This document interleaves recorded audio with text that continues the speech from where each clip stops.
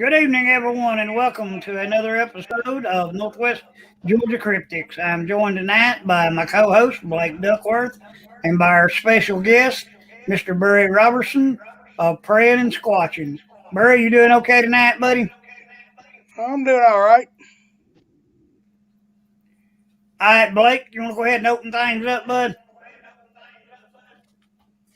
Hope everyone's doing well. And as always, if you're not already subscribed, hit the subscribe button, bell notification, like, and a comment. And if you're not subscribed to Mr. Barry's channel, Praying and Squatching, go check his channel out, give him a subscribe, show him some love. That's all, guys. All right, folks, tonight we're going to be talking about the behavioral of Sasquatch and also uh, about the Sasquatch population located on Johns Mountain, WMA, here in Georgia. As a matter of fact, Friday night, Saturday night, and Sunday, uh, our team will be on Johns Mountain doing our spring camp out. We'll be doing a talk session on Friday night before our investigation, and then Saturday night we'll be doing a barbecue, and then of course our Saturday night investigation.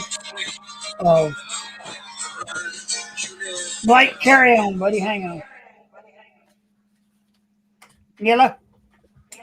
I'm not going to be there. Um, so basically, what Ricky's talking about, I don't know what his exact plans are. I'm going to try to make it out Saturday evening at some point. I know Sunday he had planned. Basically, we're just going to go out or I have to work, but they're going to go out and do some scouting, just kind of see the area because the area that they're actually going to be in. There are quite a few reports that's come out of the area. It's not super popular or can't even talk. It's not like a well-known area for reports. Far as like investigating goes, there are not a lot of investigators that do a lot of stuff over in this area. The only people that we personally know of is the owner of the Bigfoot Museum over in Cherry Log, Georgia. He has done some stuff over in the area we're going to be at, but they are a lot of reports that's come out of the area. So I don't. When I said the place isn't like popular for reports, there's just not a lot of investigators that get over there. Um, so where they're going to be at, we had an incident up there about a month ago. We had went up there to a lake just to walk around and just see what we can find and see what happens. And we actually had a problem with my serpentine belt on the way out. We stopped at one of the only houses that's on this road. We don't have service over in this area, of course. And I had noticed the house with the light on when we come through. So when we realized that we were having problems with serpentine belt, I was like, we got to make it back to that house. Long story short, this guy's lived up there for 14 months. There's a lake right next to his house that used to be part of the Boy Scouts and Girl Scouts. Well, they've recently Boy Scouts went bankrupt and all that. Well, he takes care of the land in this area, and I could tell he was a little sketched out, because this was like 1 o'clock in the morning. So, I was just honest with him what we were doing up there. And I thought he would, kind of look at us like we're crazy or whatnot. And come to find out, he actually has them on his property. Like I said, he's lived up there for 14 months. He's lived all over the country. He says he's never had some of the activity that he's had happen like he has in that area. So, you could tell by his wife. Ricky said something about gifting them, and you could tell that they were definitely honest. She didn't seem like she was too up for the gifting part. So Can't blame her. no, and Oh yeah, she went out. he actually has I said something about. he actually has a really good trail cam photo of one.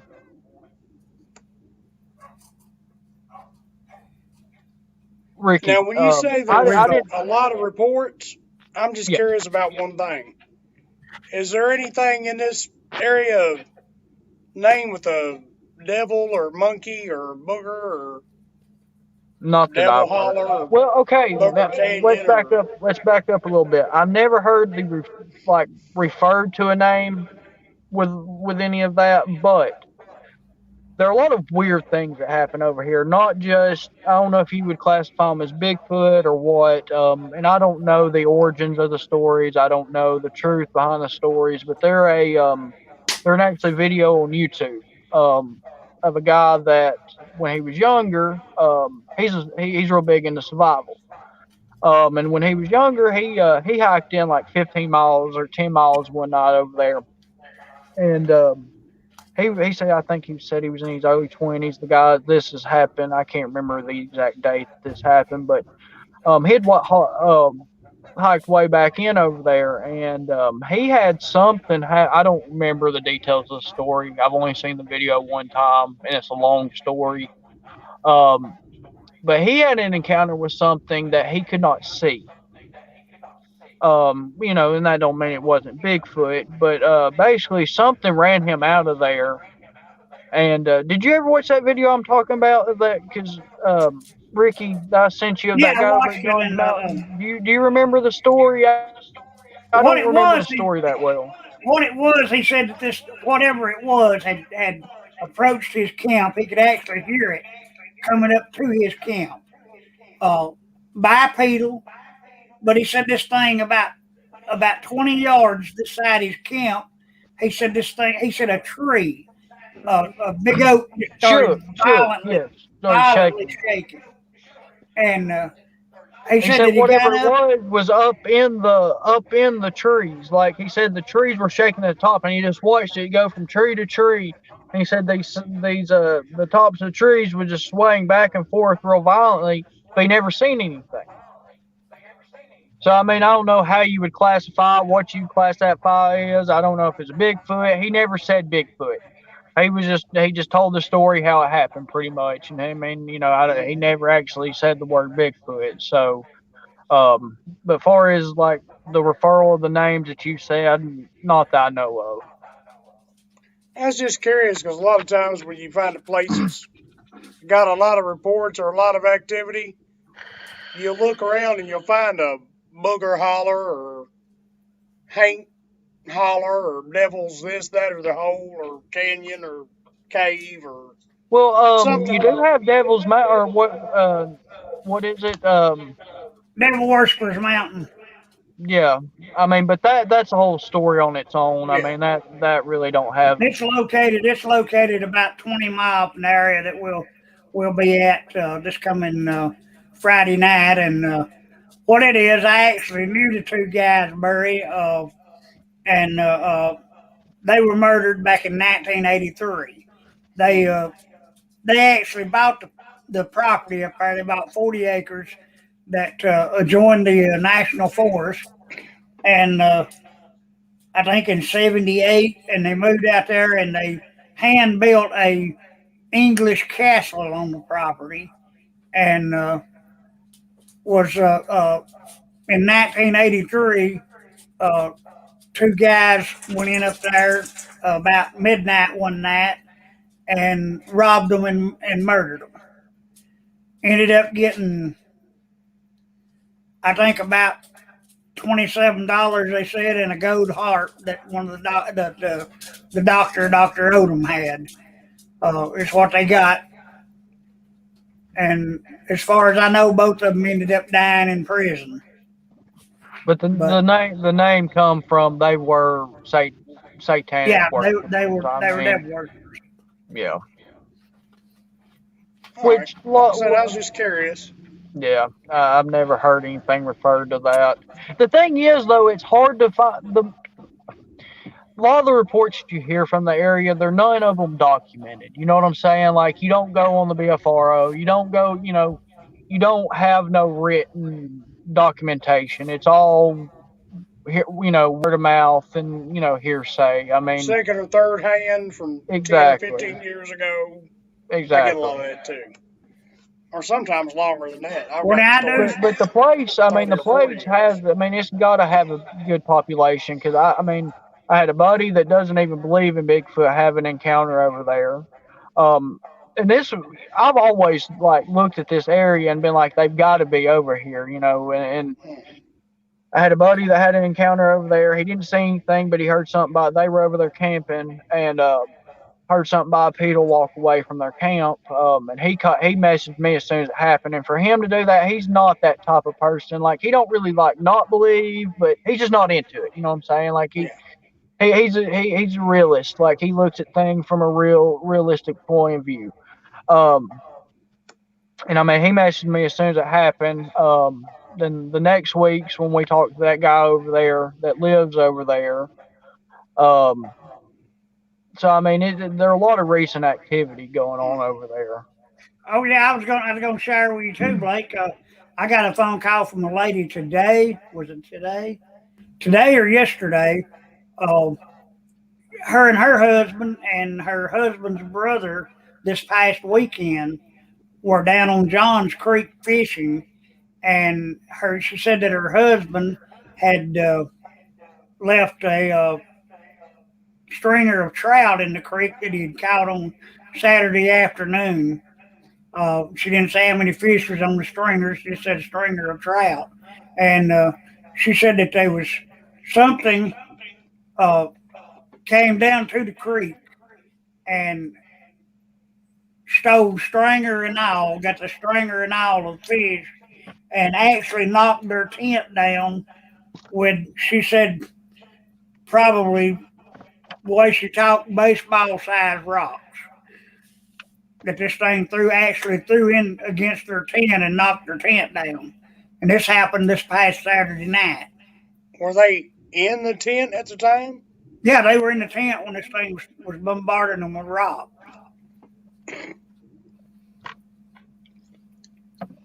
And to give Well, you a little idea of this place, it is a wildlife management area. You're about, what would you say? You're about what, 15 miles from Calhoun. Mm-hmm. You're about 15 miles from Somerville. About 20 miles from Rome. 30 miles from Rome. It's very secluded area. I mean, it's a pretty big mountain range.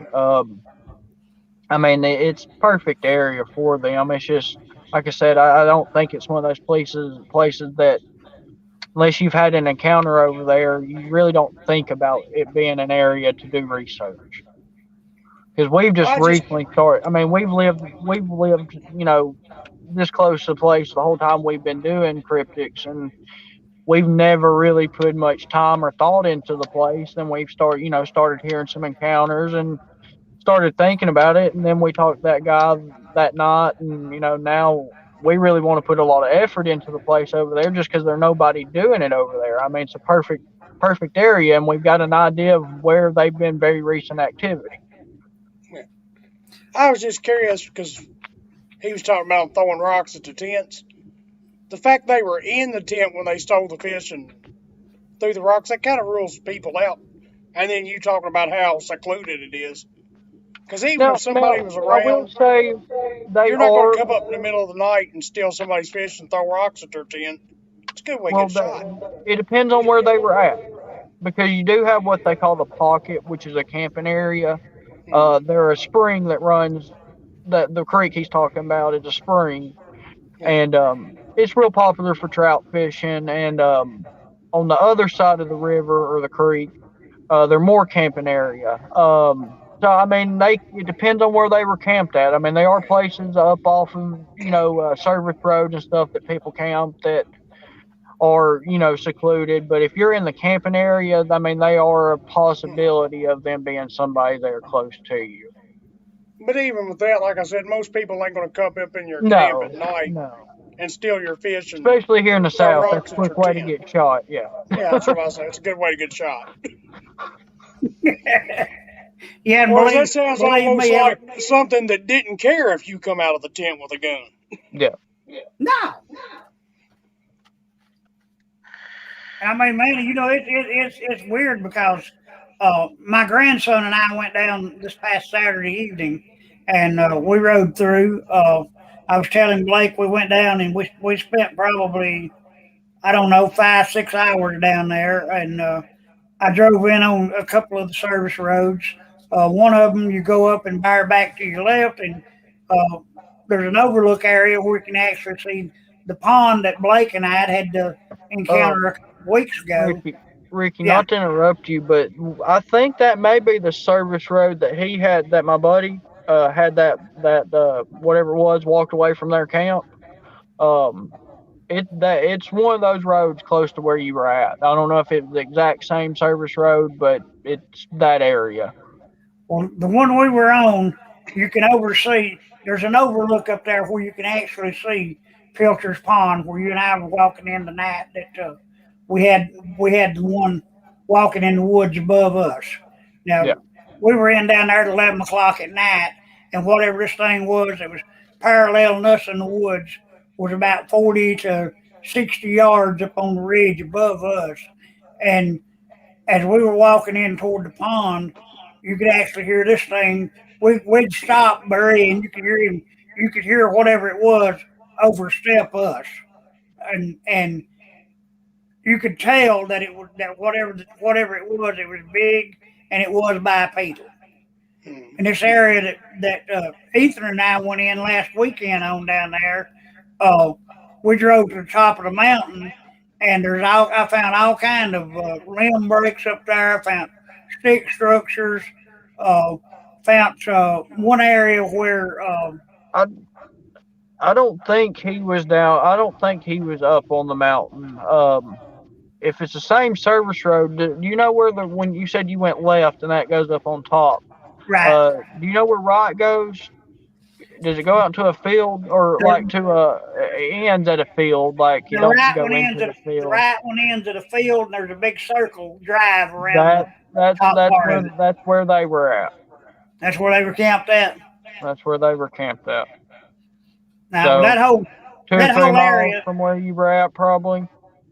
that whole area Friday and Saturday night is, and also Saturday during the day we're going to uh, be filming up there. We're going to take and do a bunch of recordings up there, and I'll have the recordings of what we find on the show next Wednesday night. If you'd like to join us again for it, Murray. Definitely be interesting.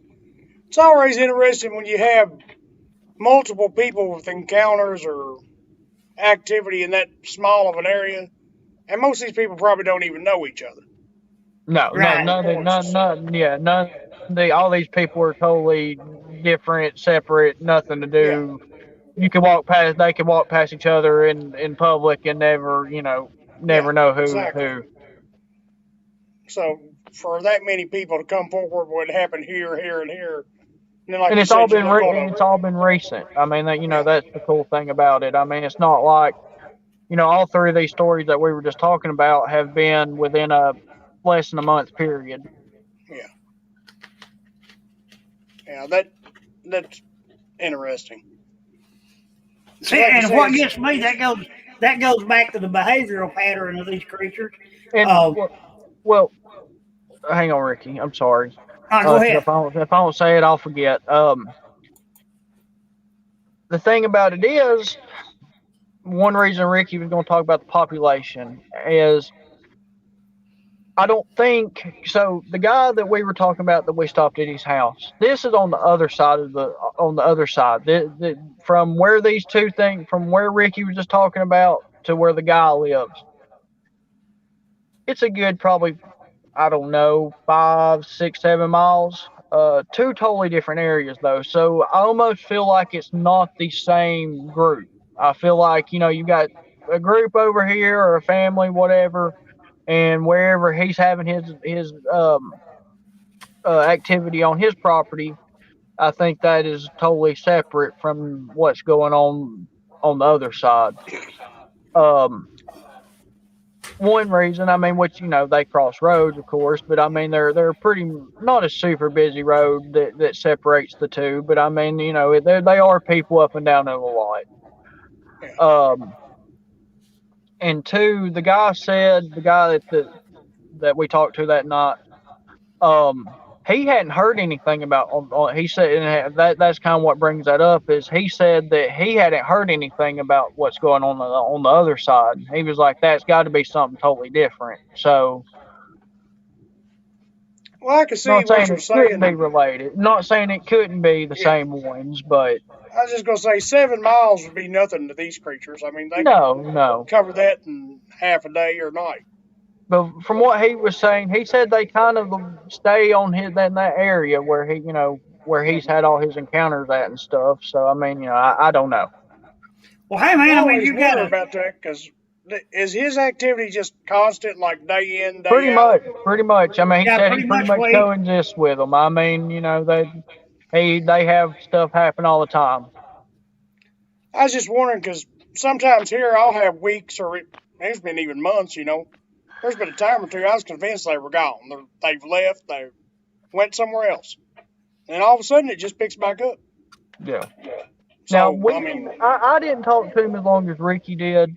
Um, like I say, he's been there for only 14 months, so I don't know when all this stuff started. I don't know, I don't know if they've been increments of not having activity and so forth. Did he say anything to you, Ricky, about has it been continuous since the whole time he's been there? Or?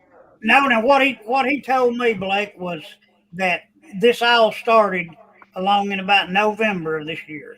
He and a buddy that lives in the house back farthest toward the lake behind him had started deer hunting the area. And when they started deer hunting the area, that's when they started having the encounters with the creature. I was just curious because, like I said, I've often thought when I'm not having activity or here, it's actually occurred to me. Were they 5 miles down the road Yeah, giving I somebody mean, else a like you hard said, time? 7, 10 miles isn't Yeah, nothing for them. I'm sure. So yeah. And I've It's often like thought about, why they go and come. Well, it's just like fishing or hunting. If this spot's no good, you go a few miles down the yeah, river or they the follow the next food valley source. over. Yeah, Yeah. of course. right. I mean, they do. They follow the food source, just like Blake says. That's just like down there at the lake where Blake and I do a lot of investigations. We've been doing this down there since 2011. There's times, Barry, we'll drive. It's 20 miles from here down to the lake. Hmm. Okay, we'll drive 20 mile down there, get out, and won't have won't have anything happen the whole night. Won't hear anything, nothing out of the ordinary at all. Go back 2 days later, and hey man, it's like the woods is alive with them. So Well, I I don't have know. noticed one thing about that area. It seems to be more active in the spring, summer, and fall. Wintertime, we've never gotten a whole lot of activity during the wintertime. And we have had, like, especially early winter. But the Appalachian Trail isn't too far from there. They can move pretty easily in this area with no detection whatsoever. So I mean, I wouldn't doubt that they move out. For whatever reason, whatever they're following, wherever they leave. I do believe that they leave the area at least in the wintertime. Well, from a behavior standpoint, the more interesting question is what brings them back year after year after year. Well, it is a Because, lake. yeah. I mean, it's right on a reservoir. It is a wildlife management area. Um, I mean, I that's I don't know, but I mean, with those resources, you would think they would stay there all year long. I mean, it's not like deer migrate like that and stuff like that. So I mean, their food source should be Yeah. there all year long. Well, I don't have the answers either. I was just asking what your all's take on it was because, just like I said here, it makes you wonder, what makes this little area any better than 5 miles down the road? Yeah. Why are they here and not there? Or why do they leave here, go there, and come Well, back? it's just like all the activity down there happens on the north side of the lake. Now, granted, the south side of the lake is more populated. But basically, any report that's documented, any report I've ever heard of, all the activity we've ever gotten has always been on the north side of the lake. Why? I mean, it's not like they can't walk around the lake. I mean, why do they stay in that area? When I've been talking to a guy from down at Dallas, Georgia, for the last few months, and from where he lives, it would actually be northwest of where we hunt at down at the lake. And right now, where he lives there at Dallas is probably 40 miles from where we normally do our investigations down at Altoona. And he is having abundance of activity on his property down there right now. He's gonna be up. He's gonna be up Saturday night, and he's gonna share a lot of what he's having take place down there now with us Saturday night at the camp out. So it's gonna be a wild weekend. I hope as far as being able to trade stories and learn. And, that's one reason I've always wanted to do like a town hall meeting or something in the Bartow County area because I just really want to know how many people have had an encounter in that area down there that's not documented, that's not really spoken of. That's and Yeah. we were that's something that we actually were going to try to get with the owner of the Bigfoot Museum over here in Cherry Log, it's Blue Ridge area, um, and see if he could help us organize it. I know Brian, one of our teammates, had talked to him because Brian knows him pretty well, and he said he was down for it. So, and I've then thought COVID, about that then too. then, then, then COVID I'd hit, like to so do it's just something like kind of that been here, a. but unfortunately, I just don't think there's enough interest around here. I don't know That's if what you I, think. and that's the thing. Like, it had to be something that's advertised for a long period of time. Yeah. I mean, it would be a lot of going around and talking to people beforehand. I mean, it'd be you'd have to put some effort into it because Oh yeah. you couldn't just advertise it on the radio or something and expect people to actually come out, and not people that are going to be trustworthy and people you want to talk to. I Yeah. mean, I was Well, talking that's about that's thinking about like uh, the best time of year to be able to do it around Halloween time when everybody's kind of in that mood, yeah. interested in that kind of stuff, and see if we could set something up at the public library or somewhere like that. Just have a short little presentation and, like you said, a town hall type. See if you could get any reports, and you might be, sitting there for an hour talking in an empty room. Who knows? Yeah, yeah. right. Well, I keep our phone number. I keep my phone number posted on Facebook, also on her YouTube channel. Um, if anybody in the area around Georgia has got any reports, I don't care if it's Johns Mountain, if it's Cahutta, Blue Ridge, And it come from the 1930s. It don't yeah, matter how new, recent, whatever. I mean, right. We'd love to get the reports. This is something that the more reports and the more that we can do to get those reports, the well, better it we can helps you actually study yeah. these creatures. Well, it helps you understand behavior a lot. Also, I mean, Hmm. reports is a big thing to not just reports, but it kind of helps you understand behavior a little bit as well too. Well, I haven't put my phone number or anything out there because I have a real short tolerance for prank calls and stuff like that. I mean, I'm the guy that gets mad when they call wanting to talk about my car warranty. So some, so Hey, if Barry, somebody calls at 4 o'clock in the morning making Bigfoot noises or something in my phone, I'm not going to handle it well. I don't think you've had no problem, have you, Ricky? now so far I've not had any problems. I get 2 or 3 reports a week from various areas around the state, and I even received some from Alabama. Actually, had one lady call me from Cleburne County, Alabama, the county where I was actually born in Alabama here a few weeks ago, and she told me that something kept coming up out of the woods and turning her outhouse over, and she told me, she said, I wouldn't have thought nothing about it if it just been 1 or 2 times. She said, but me and my husband, she said, we're both elderly people, and she said, we still use outhouse. And she said, it gets kind of cumbersome going out there 2, 3 times a week and having to turn that thing back up. or something's been coming up and turning it over. So that's the kind of reports we get. Well, well, I have had a couple prank calls, and I've I've got a way of dealing with them now. But yeah, go ahead, call. It's almost like go ahead. I got something But no, for I you. know. I feel for you, Barry, on those deals with the. I get them on the car warranty, and got a lady calls me at least twice a day, going to hook me up on the Social Security disability. Well, uh, Look, I got a call yesterday about Social Security. I'm 30 years old. Like, Like me and you aren't going to have to worry about it. The system won't be around by the time we're old enough to draw it. Either one of us. It's going to collapse before we see a no, no, dime no, of no. it.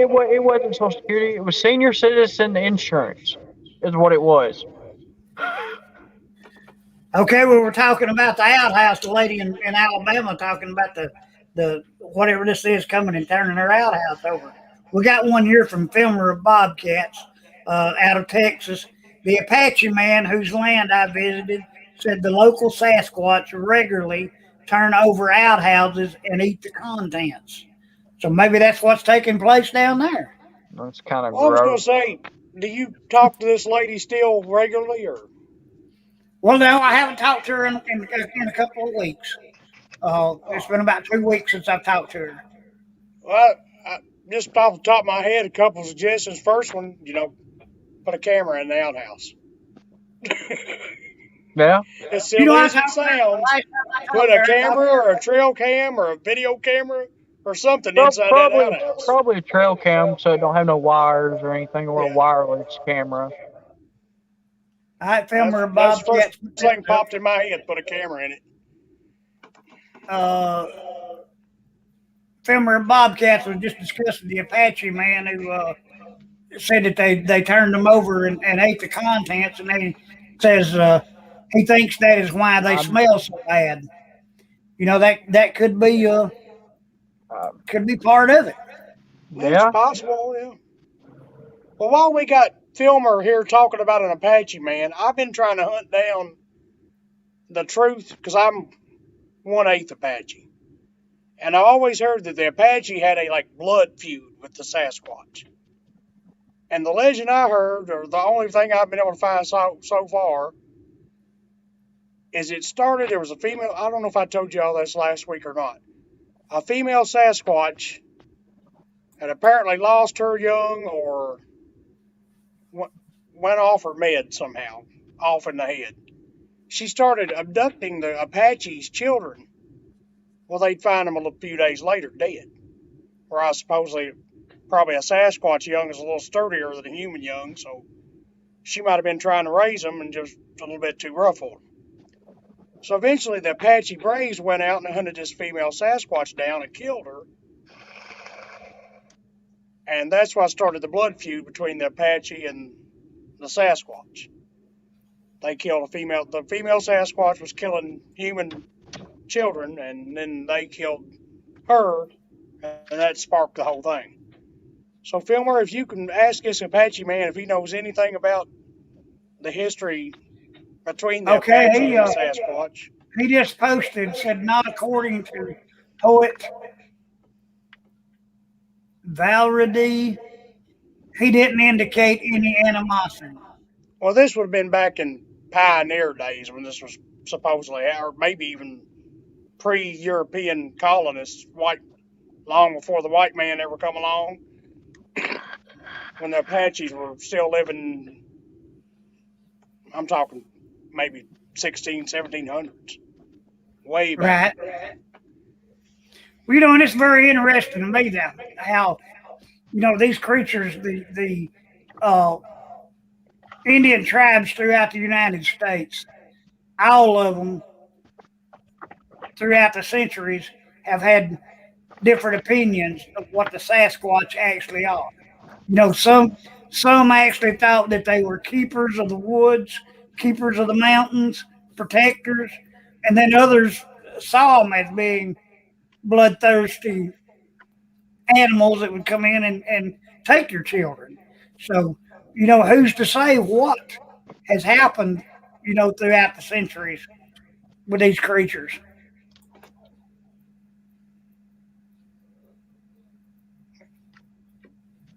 Reservation in New Mexico. Well, I do know the Apache. I know I was talking to Wendell Burroughs, and he's part Choctaw. And the Choctaw also didn't have a good relationship with Sasquatch. Well, the Apache and the Choctaw were also two of the most warlike Native American tribes on the continent. They didn't get along with other Native Americans either. And they fought the Well, white man when the settlement started tooth and toenail. So it might have been as much the Apache's fault as the Sasquatch's fault why there was animosity between them. Could have been. Yeah. well, and one thing it does tell you though, regardless of the tribe, but this this kind of validates Sasquatch or the legend of Sasquatch going so far back, is all of them had an opinion. All of them had a encounters with them. A That version. they're a version of them. I mean, and we didn't have modern communication then. It's just like it's like hieroglyph or not hieroglyph, but hieroglyphics in caves. That, and this is a little off topic, but far as like UFOs and stuff back in that era, you can have two different places thousands of miles away depicting the same thing. I Yeah. mean, that's got to validate something, Yeah.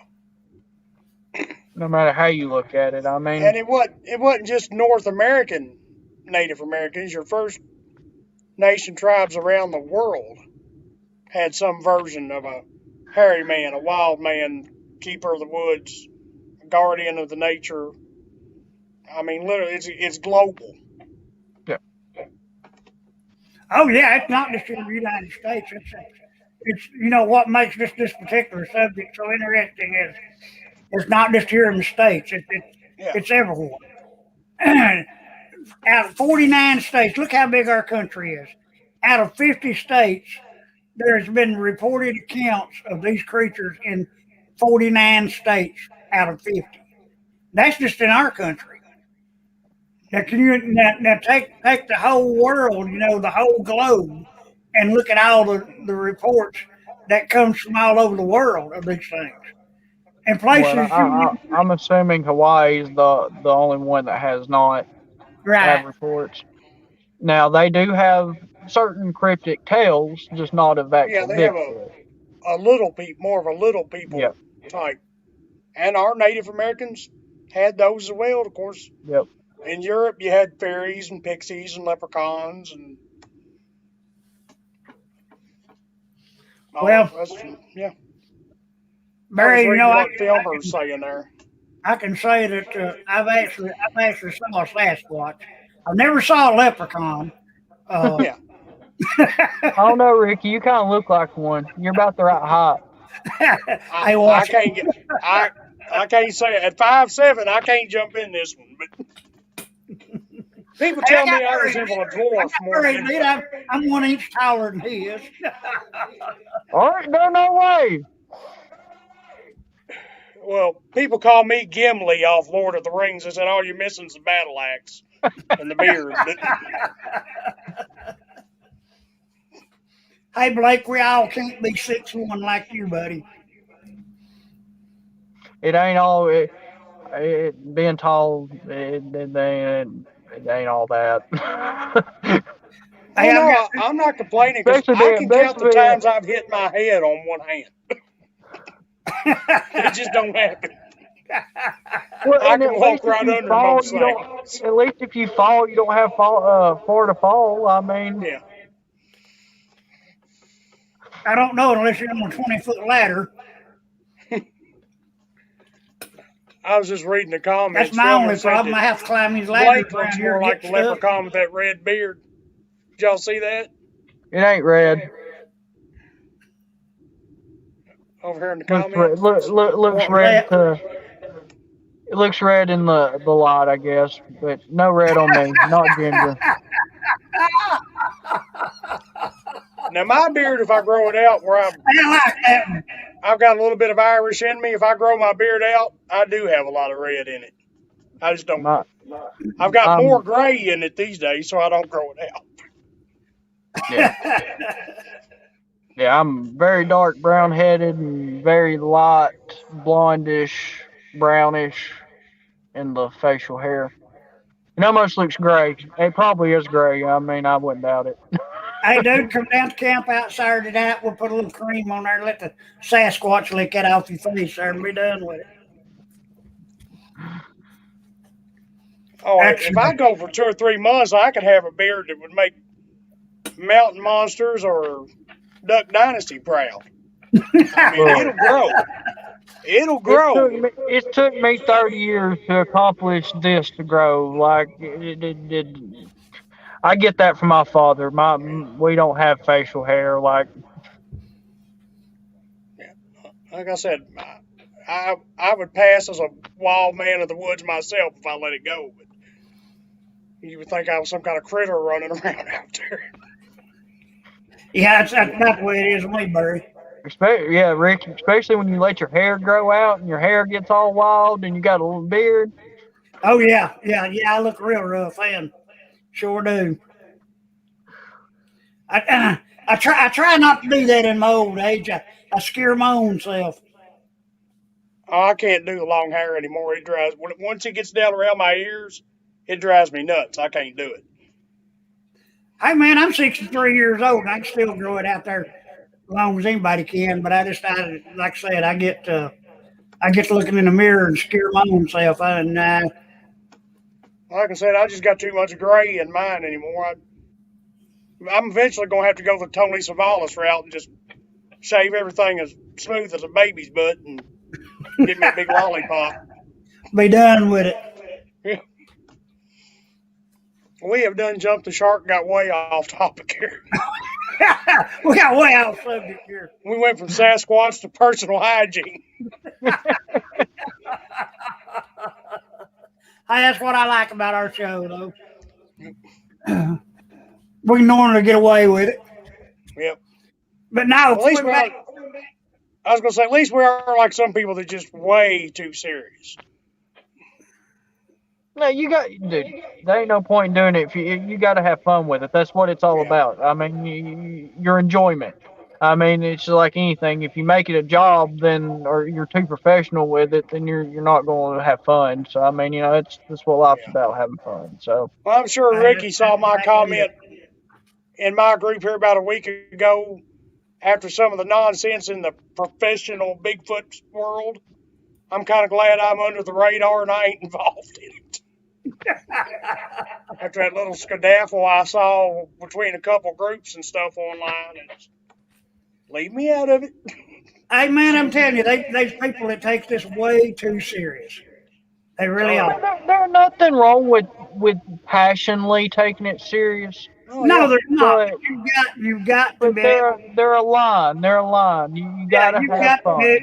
You've got to be able to have a little fun along with what you do. There's nobody in this country that takes Sasquatch as serious as I do. This is something that I've been doing for the last 40 years. I love doing it. I love learning all I can about these creatures. But yet, while you're doing it, you've got to be able to have a little fun at it. And you still got to get up and go to work the next day. You don't quit your job to become a full-time Bigfoot researcher. Don't let it consume. Trust me, there ain't no money in it. Yeah. No, I can tell you right now, you spend a lot more money out of your own pocket than you'll ever make doing this. Even somebody like me that don't spend that much. I mean, I buy a piece of equipment here, there, and yonder, and I still spent more than I'll ever get out of it. Yeah. Right now, guys, I'm planning on in the near future, spending $2,000 or $3,000, maybe $5,000 on equipment a little later on. But it's just something that I hope will father my research. Yeah. And that's the way I look at it. When I'm spending money doing this, it's furthering the research. I don't regret what I've spent in the past. I don't regret what I'll spend in the future doing it. Well, it's to each their own. If you got $100 to spend 100. If you got 100,000, Well, spend 100,000. it's just It's like your everything in money. life. Everybody has a budget. Yeah. So I was gonna say, it's your money. Do what you want with it. Yep. That's it. And I know a guy in Tennessee that actually uh, there was a guy contacted him one time and told him, that he congratulated the guy for being able to make a living chasing something that didn't exist. Well, the guy's reply was, "Buddy, I do this. Every penny I spend out of my pocket. I don't ask for nobody to give me no money to spend, and that's the way I am. I Yeah. don't ask for no donations. I don't accept donations on this channel. Blake and I do this with whatever we spend out of our pockets. That's it. I'm not writing a book or making a TV show or selling T-shirts or whatever. Which if somebody else wants to, that's fine. That's just not my thing. That's right. Well, I'm a firm believer. Once you start, I mean, there's nothing wrong with making money off of your enjoyments in life, but at the same time, you kind of sold out at that point. Like, I mean, it's become a job and you're going to probably do things that you wouldn't normally do as just a normal researcher or somebody that's doing it for their own passion versus money. Well, yeah. About faking it. I mean, just faking evidence, just Mm. just stuff like that. I mean, it's Like I All said, right, there's guys, nothing wrong if you could make a living doing it. More yeah, power to you. But between the yeah. two of you guys, we got a post here from Ephemeral Bobcats. Can you guys recommend a good thermal imaging camera? Blake, I cannot. I do what's your not input have on one. that, buddy? I mean, I don't know a lot about thermals. Unfortunately, we don't own one at this point in time, but I know the FLIR series. I know FLIR makes quite a few different ones. Um, I wouldn't say buy the cheapest, but Brian, one of our other team members, he has I think he paid $700 for it used at Home Depot, one of the FLIRs, and it works just fine. I mean, we've used it quite a few times and it works great. So I mean, you don't have to go spend 2 or 3 grand on one, but I also wouldn't buy one that's a couple $100. Because Right. I can main thing is the distance that they can read the thermal. I do know that a lot of your cheaper ones would be great for as inside and stuff like that, but far as a long distance, I don't think they're really capable of it. So that'd be one of the main things to pay attention to is the actual distance it can see and your image. I can say this now. FLIR makes one that you can actually download an app on your phone. It's a small camera that plugs into your phone, and you It download don't. the app Uh, on your phone. And to me, they're it's just a couple useless. $100, but to me, you're wasting your money Yeah, it's because I useless. saw these in operation. I've got a friend. And anything, yeah, anything past about 40, 50 foot, like it's kind of useless. I mean, And I can tell you, cold weather, they're completely useless because the uh, the thermal imaging, the lens on the cameras will freeze up uh, and cloud up and distort whatever images you're trying to get anyway. So those phone app deals, just stay away from them. You're wasting your money. now, as far as like paranormal investigating, one of those would probably Oh yeah. fine. But as far as getting out in the woods and then to see something, what's 100 yards across the field from you, I mean, it's not going to do you no good. I can tell you this: within the next couple of months, I am going to be purchasing some, and I will let you know. I will at that what works best for us. And I'll tell you another good person that you can talk to that uses them quite regular is old Barry. You know him too, the guy with the the Arkansas boys, Wendell. Wendell Now Burrows. Wendell would be a good one. Yeah. Yeah, Wendell Burrows. Wendell would be a real good and get some pointers from on that one. It'd I'd be say it's best like to have most somebody things. too. Go Somebody ahead. that's real spec orientated, knows all the different bells and whistles, what all the little numbers on the labels really mean. Because a Yeah, lot of that that. stuff, I look at it and I have no freaking idea Yeah, what and they're just figure talking out about. what's going to work best for your needs. Because I mean, like I said, the Fleer series, I'm pretty sure everything they make's pretty good, but it's just what's going to fit your needs pretty much. How do Okay, you spell that? How do we spell what? the He's Arkansas asking us boys. how we spell something. They're talking about the Arkansas boys. Um,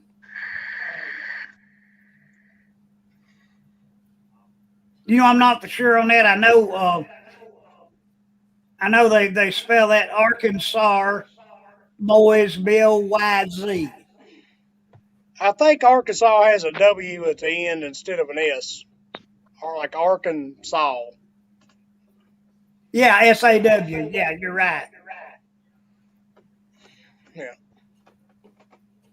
Oh, they come back and said the guy you mentioned, Wendell Burrows. Burrows. Is he How want would me you to try to spell spell that? his last name? WNDALL. His last name is BURROUGHS, I think. Something. If you put that in, you ought to be able to find him on like Facebook or YouTube. It ought to be close enough, I would think.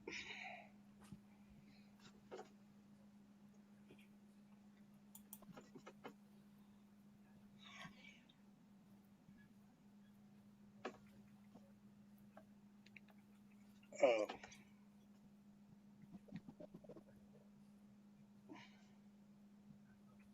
I done completely lost my train of thought.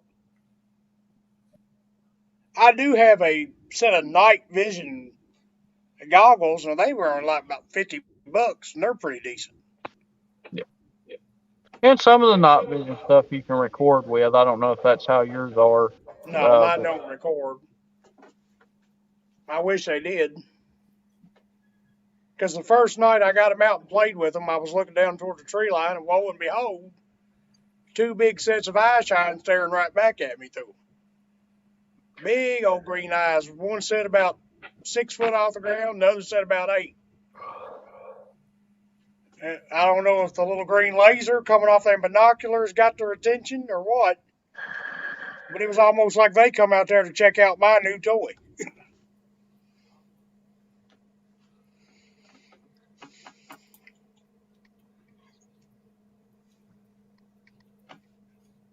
What was that, Barry? I was talking about my night vision goggles, Right. binoculars. I said the first night I got them out playing with them, I looked down the hill towards the tree line, and lo and behold, there was two sets of eye shine staring right back at me through them, one about 6 foot off the ground, one about 8. Then they took off. I said, I don't know if that, it's got that little green laser comes out of them night vision goggles. I don't know if that got their attention, or like the guy watching us said, maybe they just found me entertaining out there shining it around, swinging it around down in the woods there. But it was almost like they come out there to check me out playing with my new toy. Right. And that goes back to these creatures being curious. Man, Mm-hmm. they are they are probably one of the most curious animals in the woods. These creatures really are. Oh yeah. When you go in the woods, they actually know from the time you step out of that vehicle Mm-hmm. to the time you get back in it. They know you're there. I mean, there's no doubt in my mind of that. They know That's the what whole you're doing. behavior. They know what you're going to do. Uh, Actually, I think better than what we know what we're doing. Mm-hmm. That's the whole behavior thing we was touching on earlier. To a certain point, they behave like animals, but then there's so much of what they do that's more human. That's not an animal behavior. That's Yeah. a lot closer to human behavior. Hey Like you said, the Ricky, I'm gonna go curiosity. ahead. Sorry to interrupt, Barry. I'm gonna go ahead and hop off here. I gotta go get some food. I'm about to starve and I'm tired, Ricky. Okay, Blake, buddy, glad you could join us tonight. We'll I've done lost it here. I'll Barry, call you. I'll call you here in a little bit. okay, Barry and I'll close it out, man. I All right, brother. appreciate you, Blake. I'll See see you, you, buddy. Barry. Be Thank you safe for out coming See on there. you to the later, man. show. Good to see you. Good seeing you, Barry. Have a good one, guys. All right, you too, bud. But now, Barry, we were talking about the Johns Mountain Range a few minutes ago and our investigations down there. What really makes this thing so interesting to me is the way John's Mountain Range lays. It actually the backside of it they call Taylor's Ridge. Well, Taylor's Ridge actually runs from uh, northwest Georgia here all the way into Tennessee and adjoins to Lookout Mountain at Chattanooga. The Lookout Mountain Range, in turn, makes a big bend up there, connects with Sand Mountain, and runs all the way back down the western end of Alabama. So, Mm. you know, there is thousands upon Well, Lookout thousands. Mountain's right on the Kentucky-Tennessee border. It's the one I'm Right. thinking about.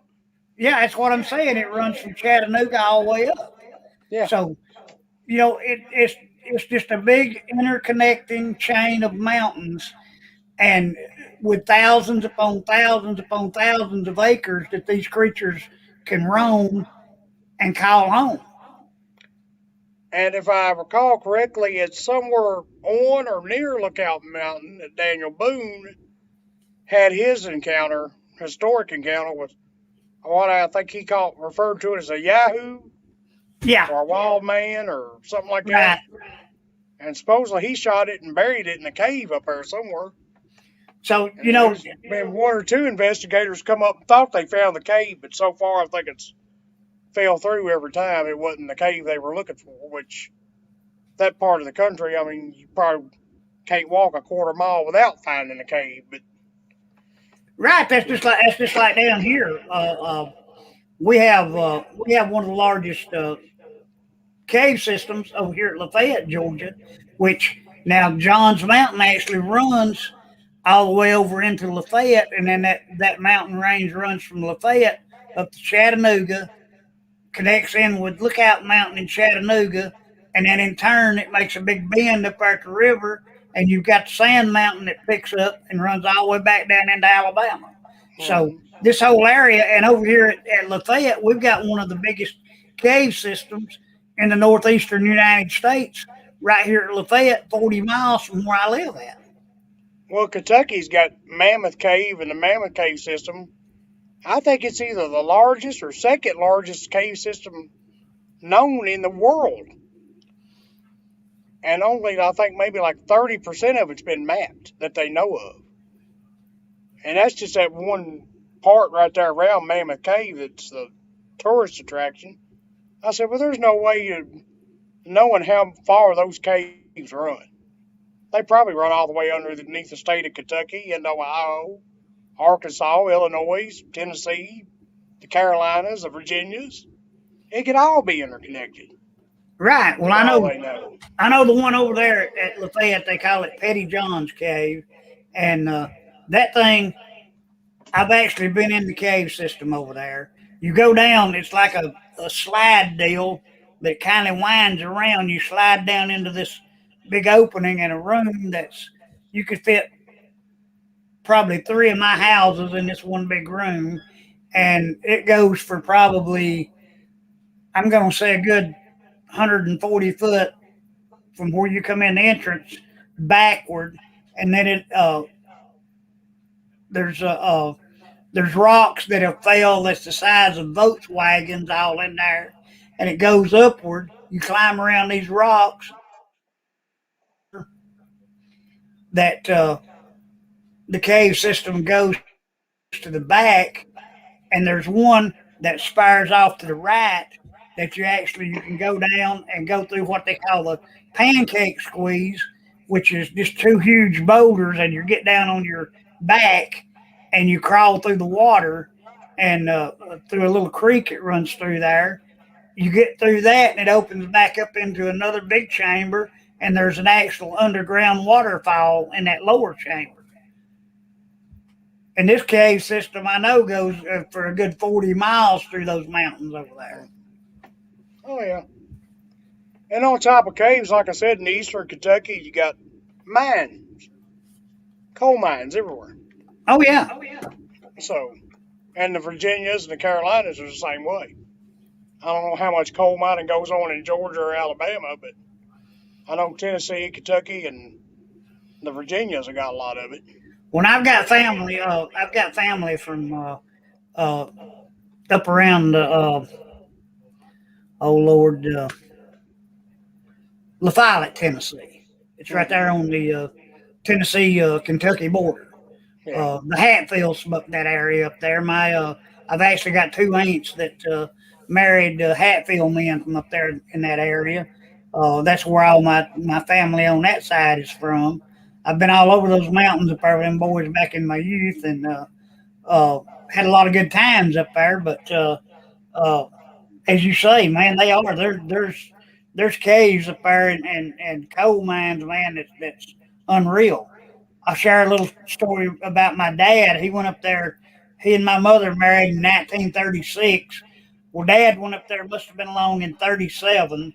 My grandpa Painter, my mom's dad, got Dad a job up there in one of the mines, and Dad told me that he went up there and they put him on this little cart deal. You had to lay flat of your back, and you just had enough room to shoot this cart down this tunnel entrance down about 2 mile underground, and then you was bent over all day long with a pick and shovel and a little old headlamp going through there and busting this coal outside these rocks.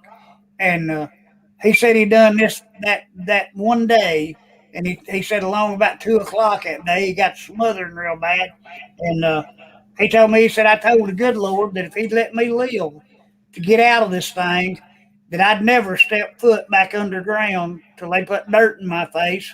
And he lived to be 79 years old, passed away in 1989. And as far as I know, uh, there wasn't but one instance that he actually went back underground. We took him in the mid 80s up to Ruby Falls in Chattanooga, and took him down in that thing. And you could tell that Dad was very uncomfortable going back down in there. Uh, but you were like, I think they said 400 feet below ground level in there, opened up into a massive cave system. And you go back, and they got Ruby Falls in there that looks like a stream of water about 8 inches being piped into the ceiling and pours out into this hole in the middle of the cave system. Hmm. Falls about I 200 feet. I can't blame him at all. I don't think I could do the whole coal mining thing for a living. I don't believe I could do it. I don't even like to get in an elevator, let alone. No, I get claustrophobic elevators. Yeah. Uh, of course, that all goes back to, I'm a firm believer these creatures spend part of their time subterranean. They use caves and tunnels and mines and whatever to move around. Well, I've had people argue that point with me. But why wouldn't they? I mean, Um, if you to wanted me, to move around without being seen, right. I mean, to I me, it mean, would be common sense. yeah. You got a creature the size of a Sasquatch. Why? It's a proven fact that bears use these systems as bedding areas in the winter. So why wouldn't a Sasquatch? Hmm. And it goes all the way back to biblically, and the Greeks and Romans both talked about a race called the troglodyte, and it's in the Bible, the troglodytes, and they were cave dwellers, bestial cave. It was a link I sent you that time talking about them. They were Right. bestial, but man-like and cave dwellers. They were subterranean. Like I said, that's in the Bible. I know both the Greek and the Roman Empire spoke about them too. This race of people that lived in caves and underground. Well, I mean, and the way they described them, being bestial, what's that sound like? People that were like beasts, I mean, living in caves. Kind of sounds familiar. Yeah, very much so. And you can't find a lot about it. I mean, I found a few links here and there that are like the ones I sent you. There ain't a lot of details or anything about them.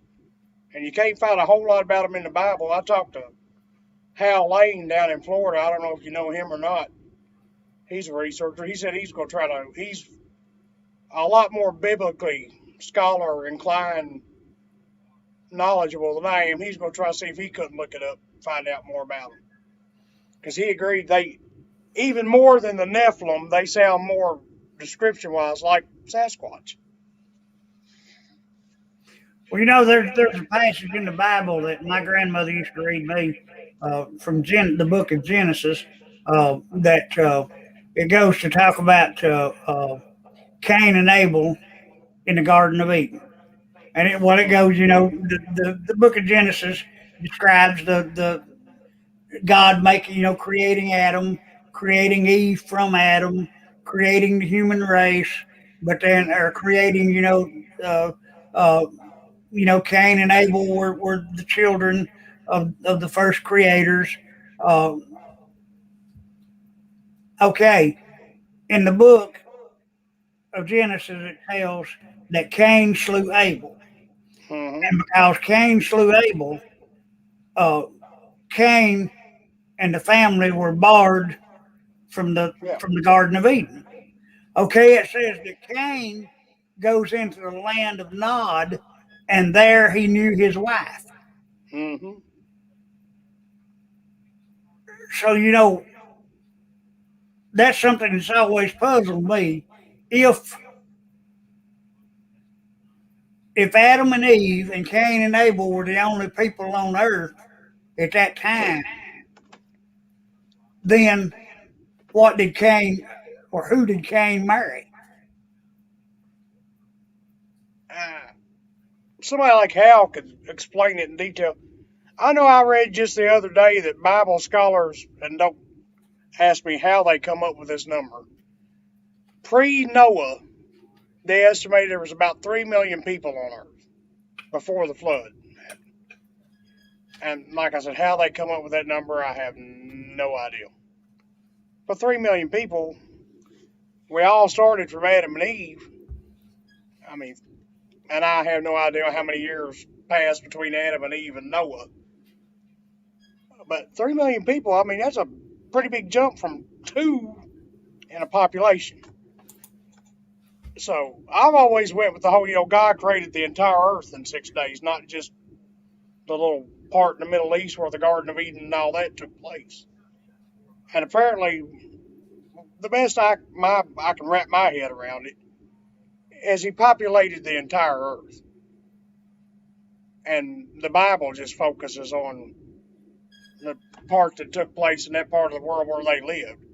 But there was stuff going on other places, people and stuff going on too, just like the Native Americans were here in North America, the Europeans were up in Europe, and then you had Jesus, and the whole New Testament takes place more or less in the Middle East, a little bit of Africa, and a little bit of China. Right. But the rest of the world was going on at the same time. That's how I've always. It's the only thing that makes sense to me, because, like you said, well, if he went to the land of Nod to find his wife, how was his wife already there if everybody was that was alive was in the Garden of Eden at the time? I see what you're saying.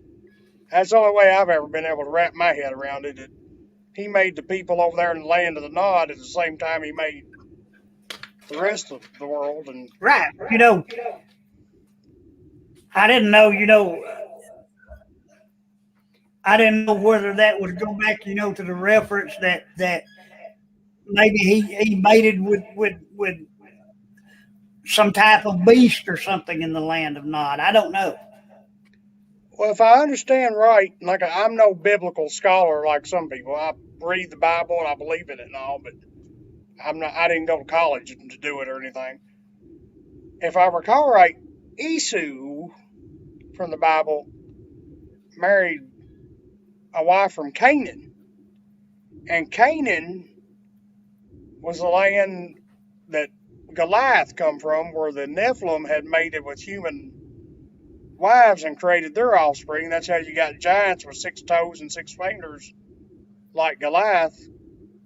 And if you remember in the Bible, Esau was the son that they talked about. He had real fine red.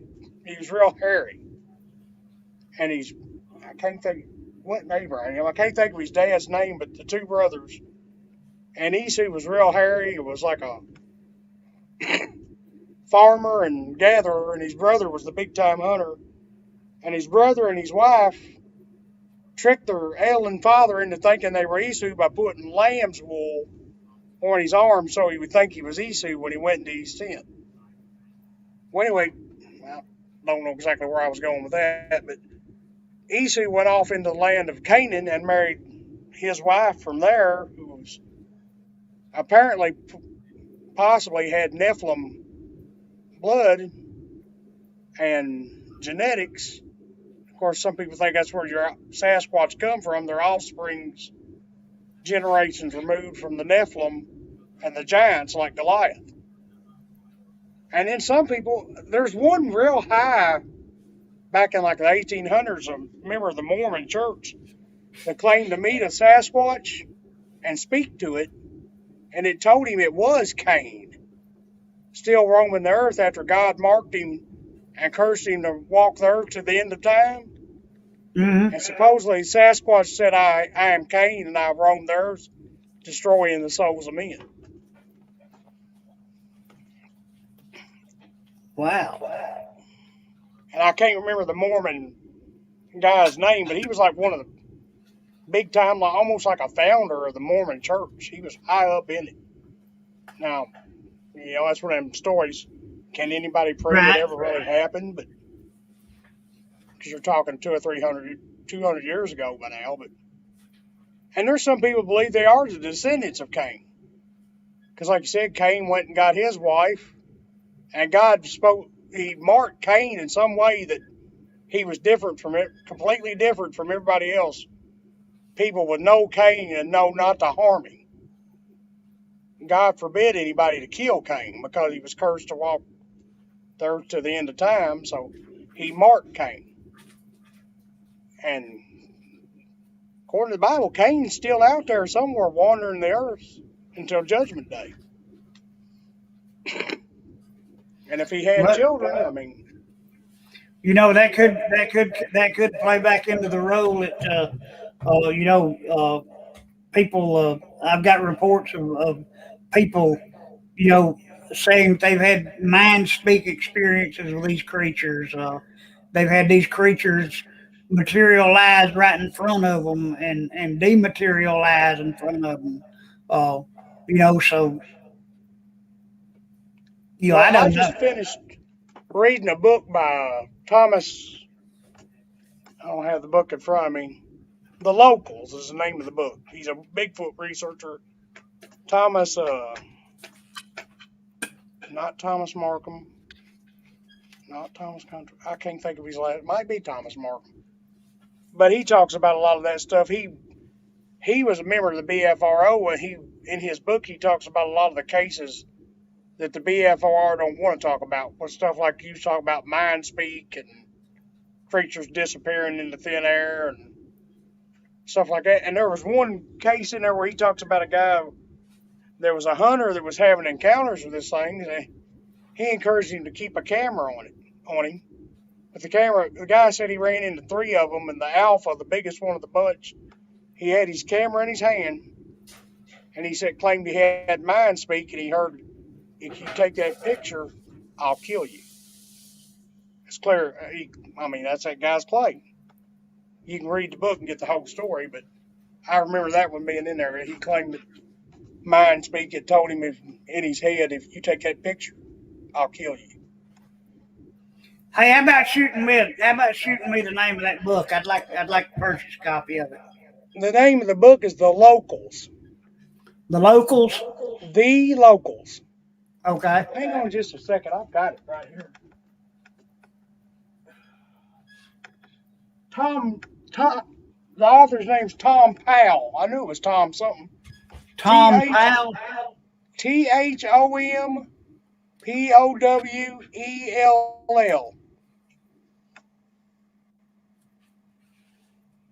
Well, so it's going to get a doggone pen work. Here, I'll even show it to you. I don't think he's gonna get mad. Oh no. Can you see it? Hold it right there. The locals. Okay. I mean, I'm basically advertising for him. Alrighty. I'll get on. I'll get It's a on there real tonight interesting read. when we And like finish I up. said, it talks about a lot of that stuff that mainstream Bigfooters don't talk about. Right. Well, like I say, here in Georgia, I've interviewed people on this show. Interviewed a good friend of mine from Texas, and he's a firm believer in mind speak. He's a firm believer that these things can actually uh, travel from one dimension to another. I mean, Mhm. this is something that basically, other than one time when I was in South Georgia a few years back, um, we were down there on a Bigfoot expedition that weekend, and I encountered this deal where I think it was on Friday evening or Saturday. No, we'd stayed Friday night, and it was Saturday evening. I kept getting this nagging feeling about. It was like something was telling me to leave, Mhm. and it done this from up to like 9, 10 o'clock at night. And I finally told the guys that I was down there with, I said, "Look, guys, I don't know what it is." I said, "But there's something telling me to get out of here, and I'm going to leave." One old boy told me, "No, we were just chicken." And I told him, "No," I said, "There ain't nothing in the wood scares me. I've got this nagging feeling I need to leave." Well, I did. I packed in that night and left and come home. Well, I think it was the next weekend or the week or the following week. I had a friend of mine lived in the area down there called me and asked me if we'd had any trouble with the law the weekend that we were down there, and I told him no, we hadn't even encountered any. And he said, "Well, about 2 miles from where y'all boys was camped at over there, they found a girl that had been murdered down there and thrown out on the side of the road." Now, where this was something telling me to leave because of that, I don't know. I never have figured it out to this day. Mhm. But and whether it was mind speak or it was something telling me, I don't know. I don't know what it was. Well, like you said, there's a lot of. I've spoke to several researchers that it's one of those things that just like this screen we're on right now, it's split right down the middle. You got the ones that do believe in it and the ones that don't. And I mean, there ain't no middle ground between them. You, and the two sides don't usually get along too well. But me personally, I've never experienced it. It's about like the whole portal thing. I've never seen one pop out of a portal, so I can't say they do, but I can't say they don't. Right? I've Well, never, I've never experienced mind speak, so I can't say they do, but I can't say they don't. I can't tell somebody else what happened to them. right. Well, I'm kind of neutral on that. Well, Yeah. Barry, we've been on here for an hour and 20 minutes, buddy. I'm gonna close her out. I really appreciate you being on with us tonight. I'd like to remind everyone again that this weekend, Johns Mountain WMA here in Georgia. It's located about 15 miles outside of the town of Calhoun. We'll be doing our spring camp out down there. Uh, Friday night, we'll have a open discussion where people can share their experiences. Then Saturday afternoon, we'll be having a big barbecue, and then we'll have a night investigation Saturday night. We'd like to invite everybody that can show up. Just come on down and be with us.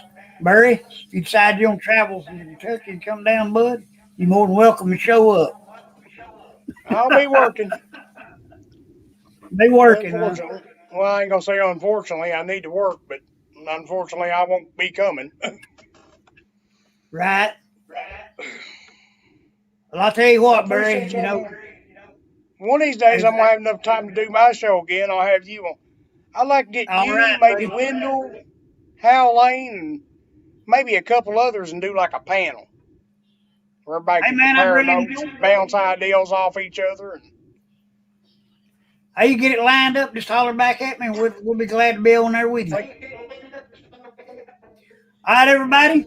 This is Rick well, it'd Weaver. be a major feat to find a day and a time we could all be on at the same time. Right, right. I know how that goes. All right, folks. This is Rick Weaver with Northwest Hmm. Georgia Cryptics. Joined by Mr. Barry tonight.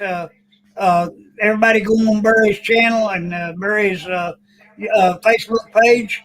Show him some love. Uh, like I say, Rick Weaver, Northwest Georgia Cryptics. We're glad to have all the viewers we've had tonight, all the questions we've had. Thank everyone. Everyone remember to show us a little love. Hit that if you're not subscribed to the channel, hit that subscribe button, that like button, bell notification. Let YouTube know that you like our content. Barry, again, buddy, I appreciate you being on the show, and I will be talking to you later. Thank you. Everybody have a good night. God bless you. God bless everybody. Good night, Barry. Good night.